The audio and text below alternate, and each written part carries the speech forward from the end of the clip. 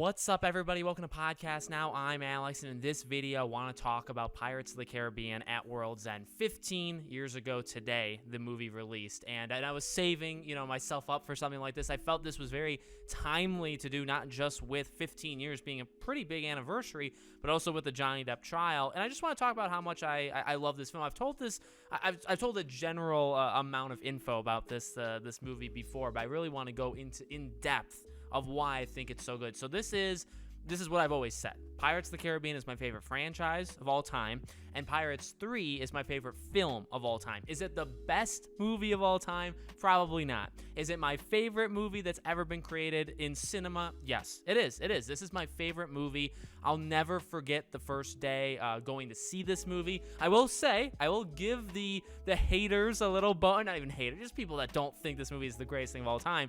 The movie is pretty confusing upon first watch, or at least it is for a 10-year-old. So 15 years ago, I was 10 years old. I'm 25 now, and I remember being very confused. There's a lot of deals being made in this film. Jack making deals with like Beckett, and you got Davy Jones, you got Will doing his own stuff, which is really separate from everything else. And it is a confusing movie, I think, to a 10-year-old child watching for the first time. But no, granted, I do think, if you're an adult, if you watch this movie, I do think you would get it. I think you would get it. This is, again, my favorite film of all time for multiple reasons. It is, the last 40 minutes is probably the best thing I've ever seen in my life in terms of cinema. In terms of how you do almost an hour-long, just nonstop like fighting battle, this is it.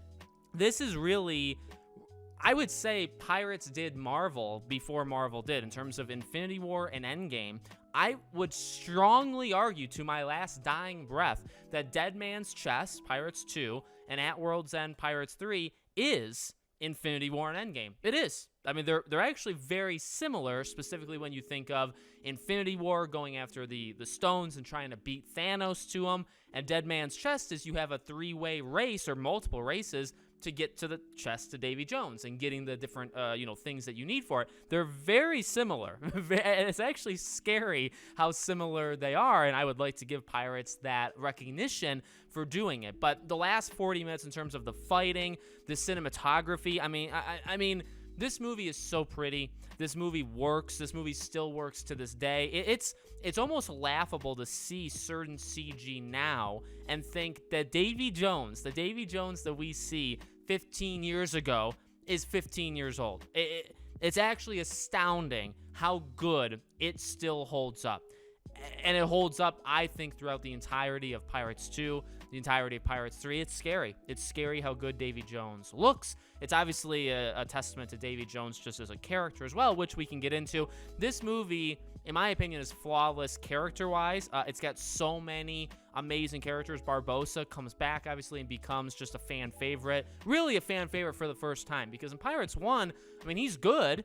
And I mean, what do you even want to say about him? But then Pirates 3, the reason why Barbossa is so good, 3, 4, 5, and the reason why 5 really is a lot of him. It's his story. It's his death at the end of 5 is because of 3. 3 is what cemented that brotherly anti kind of bond between Jack and Barbossa. These are two characters that have history. It was alluded to in 1, and they really built it in 3 of what these characters used to be to each other, what they are now, their view of the world. The world is shrinking, right? That kind of that line.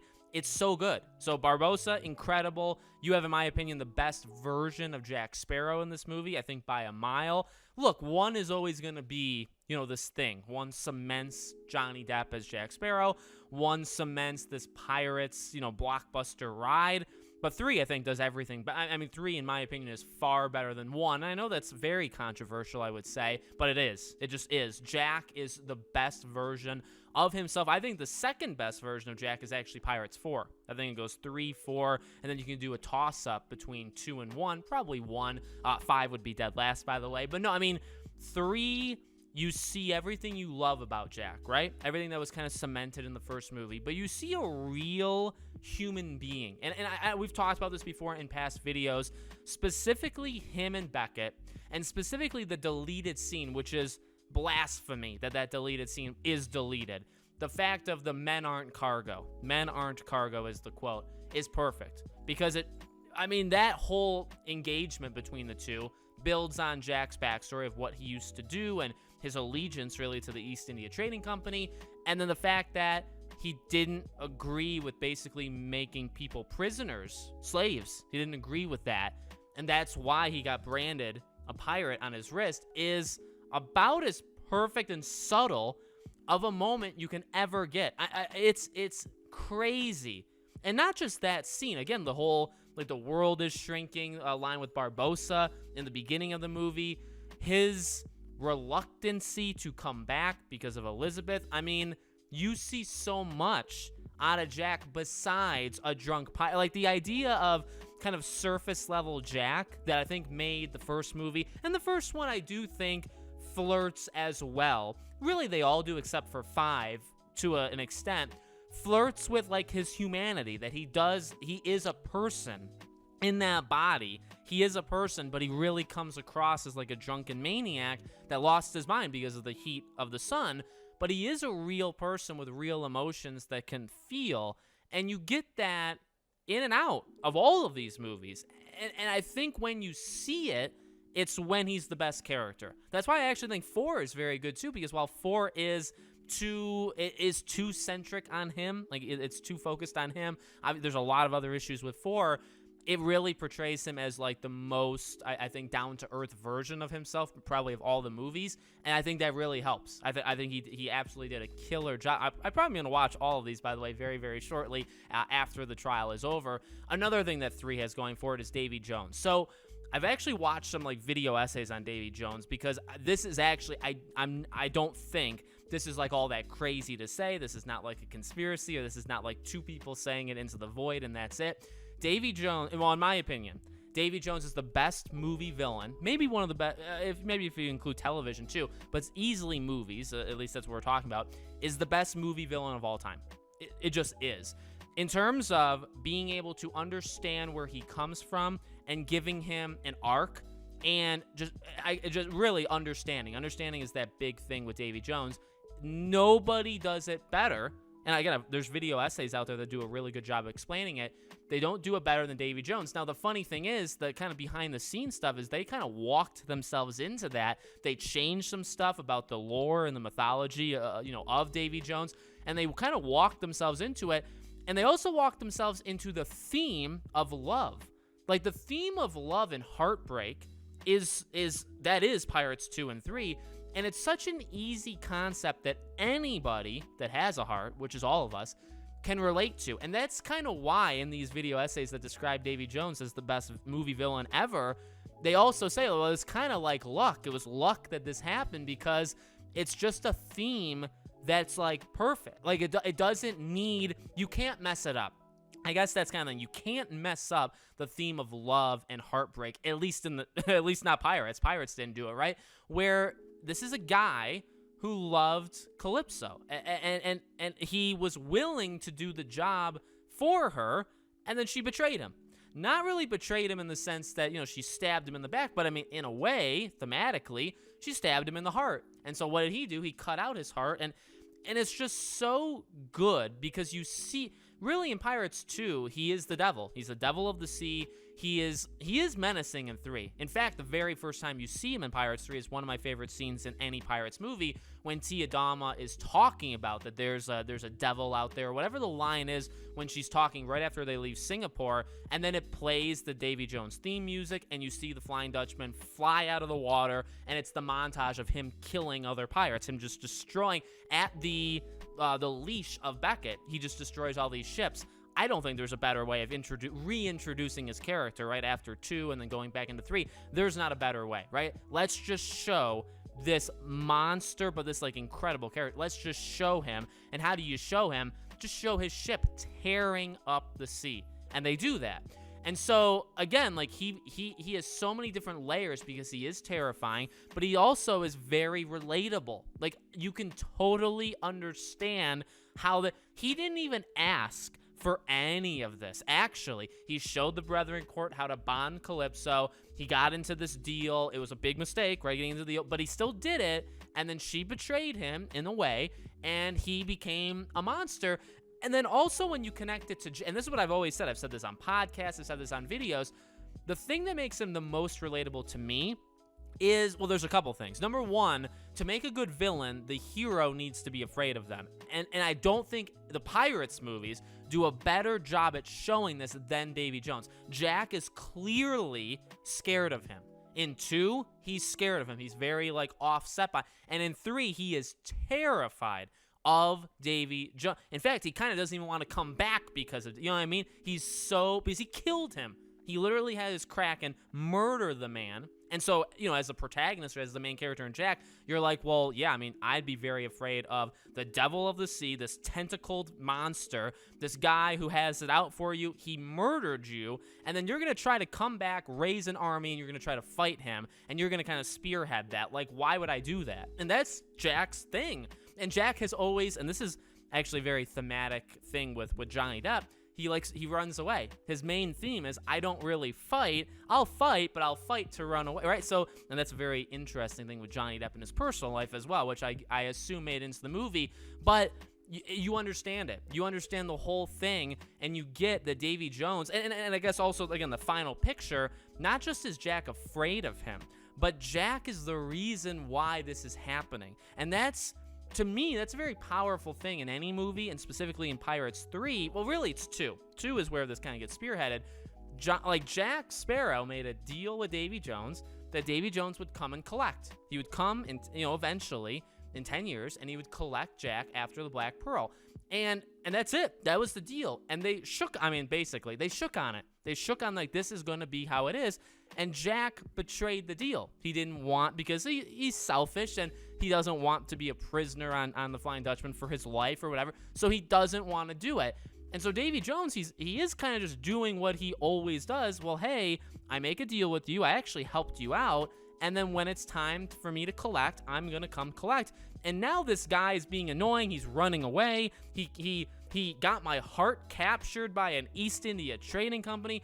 It resulted in my Kraken being killed. Like, because of this clown. This clown, all he needed to do was accept the terms of our agreement and get on my ship to serve under me, and none of this would have happened to me. And you can understand that, I think, from Davy Jones's perspective. And the reason why I spend so much time on this is, like, that is the movie. Like, Davy Jones is one of the primary characters of 3. Obviously, he shares the villain role with Beckett, who I think does an incredible job and really, serves a purpose where, like, the East India Trading Company on its surface isn't all that scary. Beckett definitely is not, like, imposing in any way, but the thing is power, right? He has a lot of power. He controls everything, and how do you make somebody like that even more powerful? You give him the physical being that actually is powerful. So, like, Davy Jones, you can assume can fight, obviously has a ship that is, like, unaffected by wind and all, like, he's very, like, the ship is very good. The Flying Dutchman is sound as a ship, and it's got undead crew. You can't really kill them, right? They can't step on land. There's weaknesses, but overall it's all strengths for the most part, right? He has a Kraken, but you had to kill the Kraken. But so you have somebody who physically is intimidating and is powerful, and then you have Beckett, who on their own isn't, but he has a lot of power and influence, and then you combine them. Like, that's the ultimate villain role. Like, how do you do it any better than that? A couple other things I want to touch on, of course, is I said the all-out war at the end. But let's talk about the idea of, like, why that's important, like, for the movie, right? The idea of this being an end game of sorts for the Pirates of the Caribbean movies, like, you can't overstate that. Raising an army of pirates and then forming the Brethren Corps and that whole scene was spectacular. And then you get a nice little cameo there, right? Like, there's so much there to like. But the idea of, like, raising this pirate army to fight against Davy Jones and then also the East India Trading Company, like, where do you ever see that? It's so, and again, what makes this movie good in the minute-to-minute moments is everybody has kind of their own agenda, right? Like, Elizabeth is not doing it for the same reason even Will is doing it. Will is not doing it for the same reason Jack or Barbossa. Like, literally everybody wants something different, which is actually kind of refreshing because it's like, these are still characters, and while you all need to band together for the I think even like the theme of the movie, or even when like the trailer was coming out, it's like, well, piracy is dead, piracy is dying. So you're literally fighting for the idea that for pirates to survive. So while they're all doing that, they all are coming at it with different motives and agendas, right? And even the villains, which is again odd, are like Davy Jones is not doing it for the same reason as in fact, Davy Jones probably wouldn't do it at all. Davy Jones is not doing it for the same reason Beckett is doing it. Davy Jones is forced because his heart is being held captive, but he also, moderately has a plan to get the heart back. Like he doesn't assume that Beckett's gonna have his heart forever. So it's just, it's so good. It's so powerful. And then obviously you need something to kind of wrap it all up, right? So, you have these individual moments. You have their meeting on the island where they have like the negotiation where they swap Jack for Will, which was awesome. It's a very iconic scene. But then you also need a fight, or I guess even you have the Tiadama part, right? You have Elizabeth. By the way, you have Elizabeth coming to her own and becoming not only a main character, but I've said this multiple times, Pirates 3, Elizabeth is the main character. Elizabeth is the most important character. Elizabeth is focused on the most, I think, throughout the entire movie. She's very important. She's very important. And that's really what makes Jack, by the way, so special, because Jack shouldn't ever be, and really rarely is, except for in Pirates 4, the main character. Things happen because of Jack, and he's around to offer kind of guidance and mess things up and help, but he's not there to be the central character. That's not actually where he shines. In fact, that hurts the movie. And 4 is my primary example. Jack, everything is around Jack. He's in it the most out of any of the 5 movies, and I believe the 4th movie is the worst one. Not because of him, but because there's so much around him, and there's really nothing else after that, and that is a big issue. So having Elizabeth really be the lead, having Davy Jones being a top-tier character, what do you even want to say, right? Having these characters do it allows Jack to be that role that I was talking about earlier, right? You get the normal Jack, the drunken thing. You get a Jack that's pretty smart. Up is down. He figured, he's the one who saves them. They saved him, but without him, they don't get back to the land of the living. It's because of him. So he's smart. He is crazy. He makes his jokes. He also has humanity, and he also, by the way, has a plan. Ultimately, how Beckett following them and all that stuff. A lot of this stuff, and even setting Will up to do certain things. All of that was kind of brilliantly orchestrated by Jack Sparrow. He actually was maybe the smartest character in the entirety. Even getting Elizabeth, actually, that's a huge thing too, right? He knows that everybody in the Brethren Court is going to vote for themselves, because it's always happened that way. That's why they've never been able to make a pirate king, because everybody's so selfish, including him. But he knows in order to get what he wants, in order to get everything the way that it needs to go, he can't vote for himself. He needs to vote for Elizabeth. So, he is central without really being all that central. It's such a interesting middle ground. But then, of course, you have the fight, which you can't, not do. And again, in terms of how spectacular something has to be, and the whole movie has set pieces. Singapore in the beginning is an incredible way to start the movie. Again, up is down. Even the behind the scenes stuff of how they did up is down is insane. The ending, of course, there's things throughout the entire movie, but the end fight, 40 minutes, just rain drenching on them. Again, behind the scenes in terms of them shooting it, it was insane for them to do it. The fights, swapping who's fighting, specifically I guess Davy Jones in that case, right? It's so entertaining, because not only, by the way, it's not fighting just to fight. In fact, it's got more purpose than that. It's not mindless where you can't see what's going on, you can't tell what's happening. You can very much understand it. And there's still every character moment that happens under the umbrella, which there wasn't one in that scene, of the fight. The idea that Will dies, or needs to get his heart, put in the chest, or his heart needs to be bound, I guess, to the Dutchman. All that stuff, and Jack, his amazing performance of, he has the heart, and Will gets stabbed, and he can't believe it. You can see the emotion hit him, which, by the way, is probably the best scene of the entire movie. These are things that are all happening with an all-out war in the background. It's not just fighting just to fight. Now, would I have liked every ship to... At that point, yes, I would. But at that point, I think I understand why they did it. They assembled everybody. The ships were there. They shot the CG of, all the ships there. And when it comes down to, the storytelling thing, you don't need every single ship to be battling each other. The idea that the two behemoths, the Flying Dutchman and the Black Pearl, enter, the maelstrom, and they circle around and they blast the living heck out of each other. That's enough.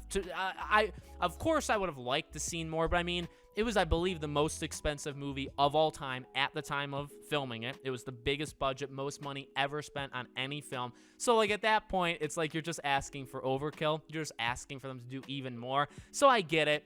And again, like, the moments you have in that, which ends with the ending. So let me kind of focus on the ending, and I'll wrap up. The ending to this movie is, when you think of Pirates 4 and 5, and then you think, at least I think, of a Pirates 6, I want an ending. I want a definitive ending for Jack Sparrow, for the gang. And the crazy thing is, we got that. Pirates 3, you can never actually do an ending better than what we got in Pirates 3. That's in my opinion. And maybe I should clarify, specifically in the Pirates universe, I don't know about, like, of all time, is it the best ending of anything ever? I mean, that's a stretch. But for Pirates, I do think they're actually kind of screwed in a way where if they were to do an ending in 6, I will always compare it to 3, because 3 was an ending. You ended Elizabeth, you ended Will with the music and the shots. Again, by the way, music and the cinematography throughout the entire goddamn movie was so... There's not a weakness. In my opinion, there's not a weakness of this movie, but you end it with them.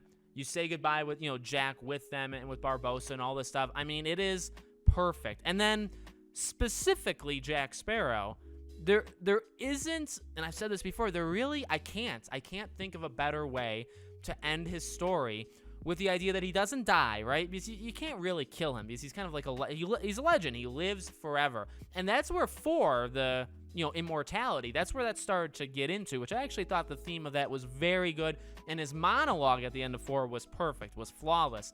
But in 3, it's still generally the same thing, right? They know he's a character that's going to live on forever, so what do? You have a moment that kind of replicates 1 with him and Gibbs, and you have him steal from Barbossa. You have Barbossa take his ship, which sucks. Like, he loses the Black Pearl, but he started 1 without the Black Pearl. And actually, a lot of his life, he didn't have the Black Pearl. So it is such an iconic ship, and it's always going to be linked to him, and he is the captain of it, hence the name Captain Jack Sparrow. But... it makes sense for him to end 3, end the trilogy, end potentially the franchise without what he started with. And he also didn't have it when he started, right? So, like, it kind of mirrors itself, which I think is perfect. And he steals from Barbossa, and he's off to another adventure. He's singing to himself, and he's going out for the Fountain of Youth. Now, you didn't have to show that story, but the idea of what he's doing makes so much sense. And it doesn't even have to be the Fountain of Youth, by the way. It could be anything. You just imagine he's always going to be on the lookout for, like, the next big adventure, right? Like, that's the point. That's the point of him. So saying goodbye to him in that way is, there is no better way. 5 did really good. I think, like, a sailing to past his beloved horizon. Like, I like the idea of that, and that's generally the same thing I would say as 3. 4 was a little bit different, right? I do think they've generally done a really good job of saying goodbye to him in each movie, just in case. But obviously, 3 being the end of the trilogy and saying goodbye to everybody, there really wasn't a better way of doing it. So I really could talk about it for hours. Maybe one day I will. But from beginning to end, I truly, like, I'm not coming across, hopefully, I haven't come across like I'm exaggerating or anything. This is my favorite movie ever. I mean, I get that it's not everybody's. I get that it's not everybody's favorite Pirates. I get that you could probably say Pirates 3 is your favorite film of all time. Like, that's crazy. I mean, I'm sure you can point to me the flaws, but for me, in terms of my argument or how I view the movie, it's beautiful. The extinction of pirates and the need to rally them and bring them all together. You got Davy Jones. You have a cast of incredible... And the list, Pintel and Righetti, Tiadama. You have, obviously, Barbossa, Will, Jack, all that stuff. I mean, just go down the list. Norrington. Like, you don't run out of quality... all of which finish, like, their arc in one movie, and it just worked. Governor Swan. I mean, you can keep going because it really doesn't end. It is a long movie. It's such a long movie, and I enjoy every set. I would have taken more time. I would have actually liked more time, because anytime I go back into this film, It's a masterpiece. This is a masterpiece film. This is how you do a villain to me. That's how you do an ending, a 40-minute, fight kind of scene ending.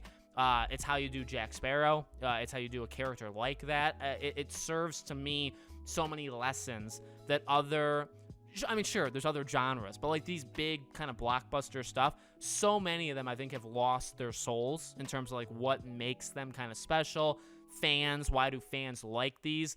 I think Pirates understood. I do. Pirates 2 obviously took it in a much different direction than Pirates 1 was, and that was a risk. And to some, that it failed because they really liked what 1 was, and they could never accept what it became, onward.